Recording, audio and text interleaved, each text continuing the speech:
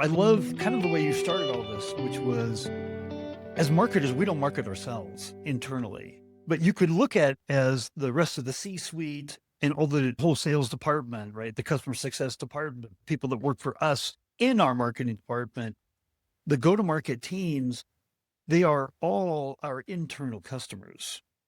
If we don't satisfy our internal customers, and the reason why I know this is so important, I asked you this question too. We had a prep call for this, right? And I always ask every C-suite executive that comes on, what are your two greatest challenges for creating long-term sustainable growth? The number one challenge, number one by far, was internal alignment.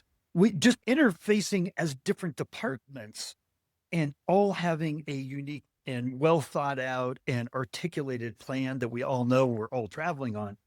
That is not something that happens on a regular basis. And we have to really fight to do that. Now you put on top of that everything that you were talking about the misperceptions of marketing and what it does and what it is, and that I can comment on it at any point in time. And, that it comes down to a logo or a word or a this or a that, right? It's not hard to understand how we got here, but we have to have a systematic way of saying, okay, if that's the environment we live in, those are the internal customers. They have their needs and they have their problems that we're trying to help overcome as well. We need to really think that through. We need to have a plan for that, right? On top of everything else that we do. And you talked about how marketing is a lot psychology and diagnosis. And so I'd love to hear, kind of as we start moving into what's the solutions for this, what did you mean by that? Like I had mentioned, marketing is a combination of art and science. It's a multidisciplinary function. It's not design, it's not content, and that's the end expression of the work that you're doing in the background. That starts with understanding your business, understanding your customer. Who's the ideal customer that you're going behind? What is the pain point that your product is solving for them? And in what way it makes their life better? If you understand the emotions and the decision-making pattern of the customer, then you know what channel to use, when to target, how to target, and what to say. Right? That's the expression, end expression. But before that, understanding consumer psychology, human psychology is one of the most fundamental prerequisite if we need to be successful in marketing. If we can't understand our customers, how are we going to market it to them? It's like it's two teenagers going on a date. You need to persuade the other person to come with you.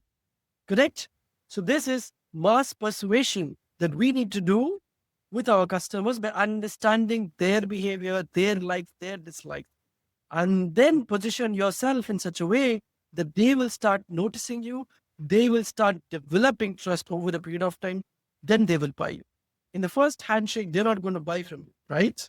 No, not at all. So that is why this question that we were also talking about, consumer psychology and diagnosis, is so important as a starting point. That's the background foundational work that other stakeholders never get to see it. And if you do it and you bring it to the limelight, bring it to the table and say, like, we spoke to like 200 of our customers. This is why they chose us. We spoke to similar prospects. This is what they're suffering with at that moment, and they don't know the solution. And our product is an answer to that. That is why we need to do X, Y, Z. And if we do that and show the background work, bring it to the limelight, that is marketing the marketing work to our internal audience. If that happens, this trust starts building.